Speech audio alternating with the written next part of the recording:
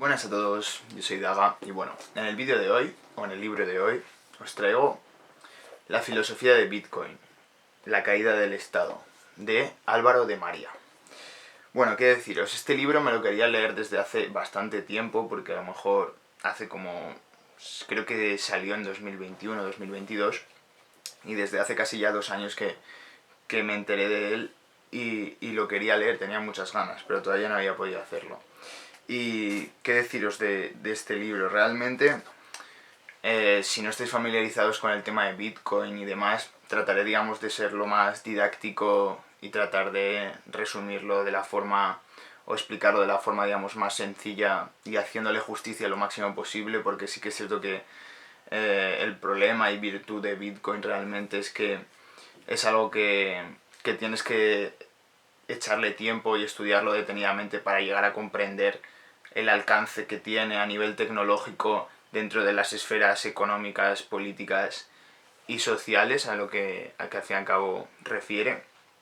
Y por ir en concreto hablando de este libro, lo interesante del libro de Álvaro de María es que, por así decirlo, es un libro que en tan solo 130 páginas es capaz, digamos, de explicar de una forma muy sencilla lo que es Bitcoin, pero a su vez es capaz de también desentrañar y explicar en concreto e incluso reflexionar, porque hasta cierto punto hay muchas reflexiones que son propias suyas y eso también ha hecho que el libro haya tenido gran alcance, ha sido incluso traducido en inglés, el autor es de la Universidad Complutense, estudio Filosofía y Derecho, pero es un libro, digamos, que por así decirlo es muy inspirador y visionario con respecto a lo que supone Bitcoin dentro de una perspectiva, digamos, de un cambio político, social y económico, ¿no? Digamos, como realmente esta tecnología implica una serie de cosas, ¿no? Que por así decirlo no está suficientemente...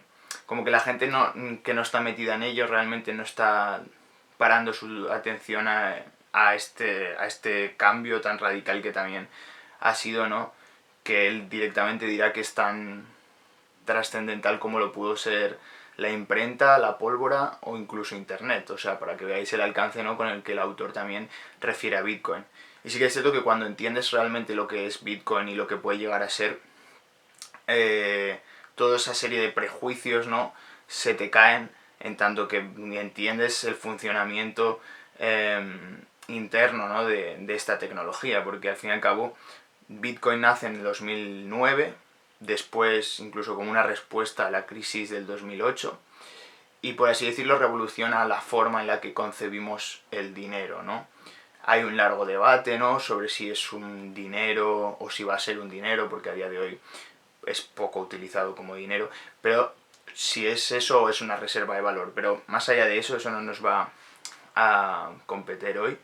Lo que sí que vamos a hablar es un poco qué es Bitcoin y sobre todo ciertas reflexiones o ciertas virtudes y también ciertos, digamos, efectos que puede llegar a tener, como dice el subtítulo del libro, hacia una caída del Estado, ¿no? O así decirlo, al tener, digamos, una potencia tecnológica tan fuerte que podría acelerar o incluso provocar una caída del Estado moderno tal y como lo hemos entendido hasta la fecha. Entonces, el autor, digamos, hace un libro excepcional a nivel de cómo entrelaza la cuestión económica de lo que es Bitcoin en sí con todo lo que supondría, digamos, una implementación en las diferentes esferas de la sociedad, ya que, por así decirlo, revoluciona diferentes campos de una forma tan radical que supondría, digamos, una aceleración del Estado tal y como lo hemos conocido hasta ahora, ¿no? Así que bueno, entrando en materia con lo que es Bitcoin, o más bien, por así decirlo, entrando en materia de lo que es dinero, podríamos decir que lo que es el dinero, para empezar, el dinero podríamos decir que es como una institución, del mismo modo que el lenguaje es una institución social, como también podría ser, sí, no sé, el derecho, ¿no? Al fin y al cabo sería una institución social. Digamos, hay una serie, digamos, de instituciones humanas que no dependen de los individuos, sino que, por así decirlo, o sea, dependen de ellos en el sentido de que son ellos los que participan en ella, pero por así decirlo también depende, ¿no?, digamos, de un progreso histórico, ¿no?, que ha hecho que se adopten de esa forma, ¿no? Pues con el dinero también ocurre esto, ¿no? El dinero eh, se dirá, ¿no?, que por así decirlo se define como aquello que sirve como unidad de cambio, ¿no? O sea, es unidad de cambio también como aquello que puede ser o es reserva de valor, y también por como un medio de intercambio comúnmente aceptado, ¿no? Entendiendo por su unidad de cambio, ¿no? El hecho de que tú puedas cuantificar una deuda o puedas cuantificar el valor de una cosa por medio de esa unidad, por una serie de unidades monetarias. Una reserva de valor en el sentido de que puedas mantener o transportar valor en el tiempo. Y luego, por otro lado, el medio de intercambio comúnmente aceptado, es decir, el hecho de que por así decirlo, supere la cuestión del trueque. Es que si tú tienes 2 gallinas y yo tengo una cebra, pues que claro, una cebra es mucho más valiosa, ¿no? Entonces, al fin y al cabo, yo no puedo hacer un intercambio contigo porque sería totalmente injusto, no sería equitativo. Por lo tanto, el dinero suple eso, porque por así decirlo, hace que el objeto de deseo de ambos sea esa unidad de cambio que se pueda cuantificar y dividir en muchas partes, ¿no? Pero bueno, diciendo este pequeño resumen, ¿no?, sobre lo que sería el dinero, por así decirlo, Bitcoin, digamos, tendría una serie de elementos que harían del dinero, por así decirlo, tal y como lo entendemos, como que cambie la forma en la que concebimos el dinero, o por lo menos los efectos que tiene con respecto a diferentes áreas. Pero echando también la vista atrás, tenemos que tener en cuenta que el dinero, tal como se ha entendido desde la antigüedad en adelante, ¿no?, por medio de esos 3 factores que hemos hablado, por así decirlo, antes digamos, el medio comúnmente aceptado era el oro. El oro, por así decirlo, por medio de un consenso humano, en tanto que era un bien escaso y que a su vez era fácilmente reconocible, también se podía ser divisible en partes y demás, eso permitía que la gente intercambiase por medio del oro para hacer esa función del dinero, ¿no? Sin embargo, ¿no?, esta forma, digamos, que ha sido como un consenso implícito a lo largo, digamos, de la historia de la humanidad, podríamos decir, ¿no?, que en los siglos pasados podríamos decir que los estados, cada vez al tener un poder más grande sobre el dinero, podían, digamos, tener como un banco central que se encargaba de producir billetes, ¿no?, de crear masa monetaria, pero por así decirlo siempre había un respaldo en oro. Esto hasta hace no tanto, ¿no?, hace 100 años o menos, como que tú, si querías ir al banco con unos billetes, a ti te darían, digamos, la correlación de esos billetes en oro. Sin embargo, desde el año 1971, con Richard Nixon en aquel momento en Estados Unidos, ese patrón oro, que se llamaba, fue sustituido por el patrón fiat. Y el patrón fiat sería básicamente el patrón en el cual el dinero no es respaldado por oro, sino que es respaldado por una autoridad central, que es decir, el Estado, que se encarga, por así decirlo, de sustentar, digamos, esa fiabilidad para el resto de los individuos, ¿no? Es decir, tú te fías de mí, de que yo realmente, o sea, que este dinero, este billete tiene valor por el hecho de que está respaldado por un banco central que digamos que es una institución propia del propio Estado, ¿no? Entonces, esto implica, como por así decirlo, un cambio radical en la forma de entender el dinero también, porque al fin y al cabo estaríamos viendo que los gobiernos son capaces, ¿no?, de imprimir, ¿no?, de emitir masa monetaria a su antojo, ¿no? Es decir, si de repente hay un problema y realmente pues se necesita más dinero, se puede crear de la nada, porque como no hay un respaldo en el oro, que el oro es físico, existe, no puedes crearlo de la nada, pues los estados tienen el poder de generar esa inflación, ¿no? Y por lo tanto, al emitir más oferta, pues eso también genera que se devalúe la moneda. Entonces, bueno, no sé si estoy siendo abstracto o qué, pero básicamente la cuestión es que el Bitcoin, por así decirlo, sería una alternativa actual a ese problema dado, ¿no? Porque entendiendo de que la inflación es creada por la emisión de moneda, que al fin y al cabo es en base a una decisión política, podríamos ver cómo la inflación lo que hace es que las personas pierdan poder adquisitivo. Por lo tanto, si tú cada año vas perdiendo de media un 2% del valor de tu moneda, ¿no?, aunque nominalmente tú veas que hay el mismo número de unidades en tu cuenta del banco, la realidad es que como las cosas se encarecen tanto, hay como un engaño ahí, porque tú estás perdiendo dinero, pero de una forma silenciosa. Entonces la cuestión aquí de fondo es que este modelo, por así decirlo, es bastante perverso, porque al fin y al cabo lo que está haciendo es empobrecer a los ciudadanos a costa, ¿no?, de pagar, por así decirlo, las decisiones políticas, ¿no?, el endeudamiento que los políticos quieran realizar con aquello que ellos desean, ¿no? Entonces, bueno, después de todo esto que he dicho, la cuestión es que el Bitcoin revolucionaría todo todo el panorama, digamos, económico, porque si antes hemos dicho que el dinero a día de hoy es emitido por un banco central y por lo tanto está totalmente centralizado a aquella entidad que lo crea, en Europa, pues el Banco Central Europeo, digamos, crearía los euros, en Estados Unidos pues sería el Banco Central estadounidense, etcétera, pues vemos que esas decisiones políticas que permiten crear inflación con el Bitcoin sería radicalmente diferente por el hecho de que el Bitcoin está descentralizado. Es decir, esto cuesta un poco de creer, ¿no? Pero realmente Bitcoin, por así decirlo, si no se puede prohibir es porque no hay un lugar al que tú puedas acudir. No existen las oficinas de Bitcoin y puedes matar al jefe y por lo tanto te cargas Bitcoin.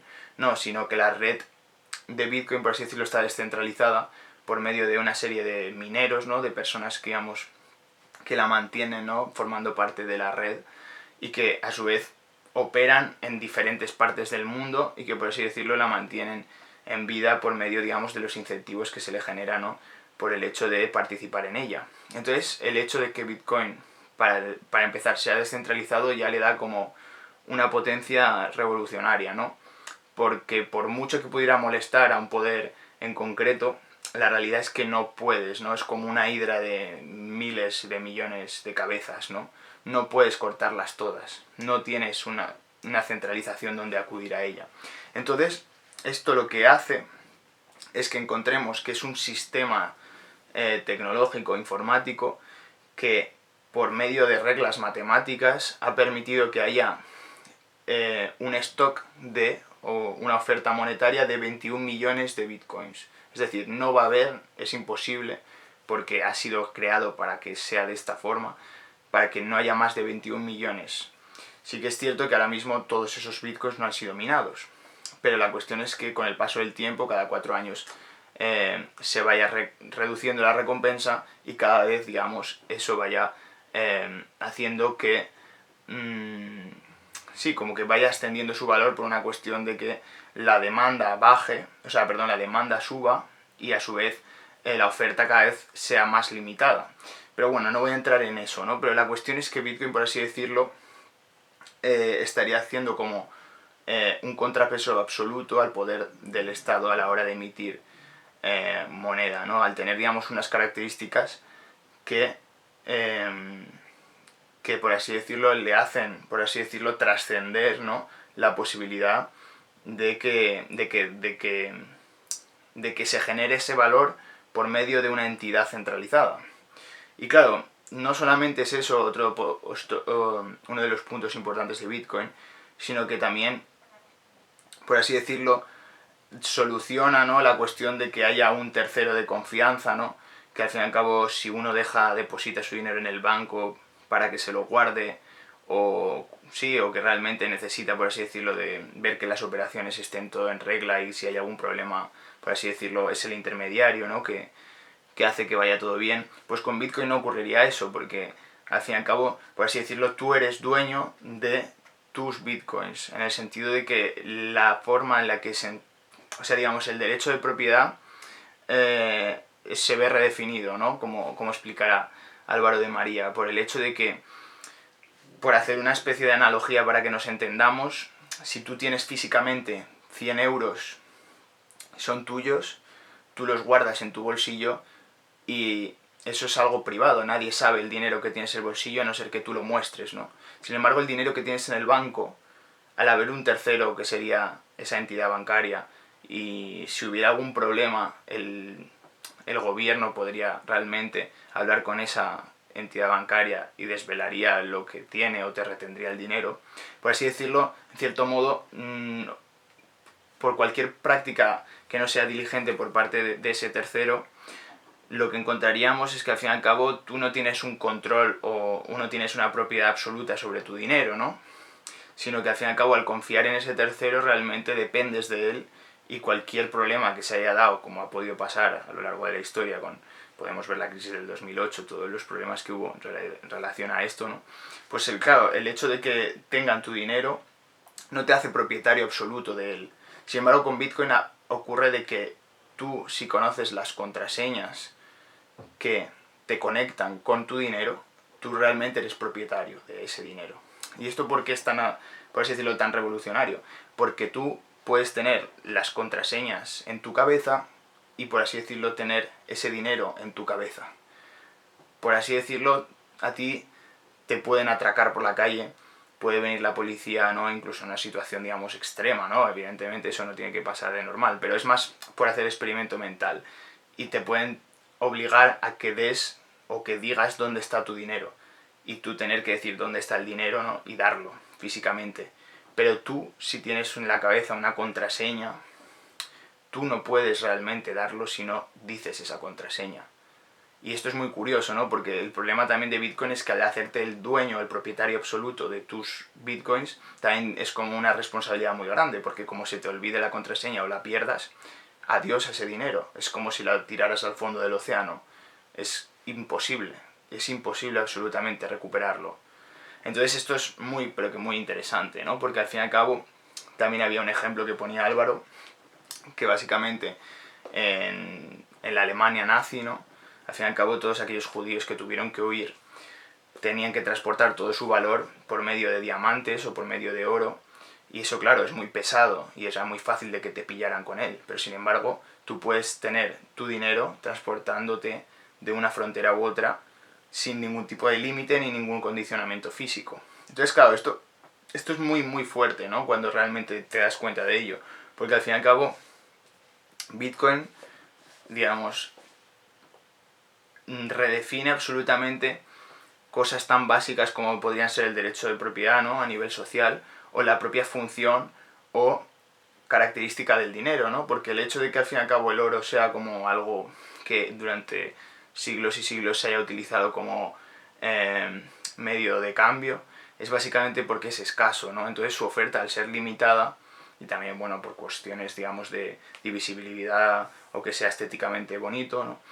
Pero la cuestión principal es que es escaso, entonces eso permite, digamos, que sirva, digamos, para poder intercambiar, porque si se intercambiara con piedras, pues al fin y al cabo tú puedes encontrarte piedras en cualquier sitio, entonces no tiene ningún valor si no es escaso. Pues Bitcoin todavía lo lleva más al extremo, y no solamente es que sea escaso, sino que es limitado, no puede haber más de 21 millones, ¿no? Entonces, claro, toda esta serie de componentes tienen, digamos, una incidencia total sobre la función del Estado, ¿no? Ya que si el Estado, digamos, estaría marcado por ese poder soberano, ¿no? Que reúne la autoridad y la potestad dentro de sí, como explicaría Bodino, ¿no? en el siglo XVI, si no recuerdo mal, que básicamente antes la autoridad era la Iglesia y el Estado, o sea, perdón, y el monarca era la potestad. Sin embargo, en el Estado moderno ambos se juntan y crean ese leviatán que, por así decirlo, tendría el poder ejecutivo, pero a la vez también tendría esa autoridad a la que se le reconoce. Pero si realmente encontramos de que ahora hubiera un medio en el cual el dinero no hace falta que fuera emitido por un banco central, que además tiene la capacidad de imponer con sus propias reglas cuánto se tiene que emitir y cuánto no, sino que no dependería ya, porque existe esta alternativa que es imparable, porque no se puede decapitar, como hemos hablado, no se puede ir a por alguien para frenar Bitcoin, solo se puede regular. Entonces encontramos que esa función que ha sido básica a lo largo de la historia a la hora de emitir moneda, que ha sido Bitcoin, o sea, perdón, que ha sido la función, digamos, de los poderes políticos de todas las épocas, pues por así decirlo, aceleraría un proceso, ¿no? De desintegración de las estructuras estatales.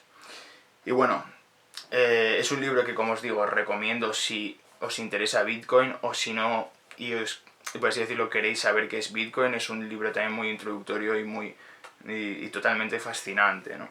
Así que nada, nos vemos en el próximo vídeo. Chao.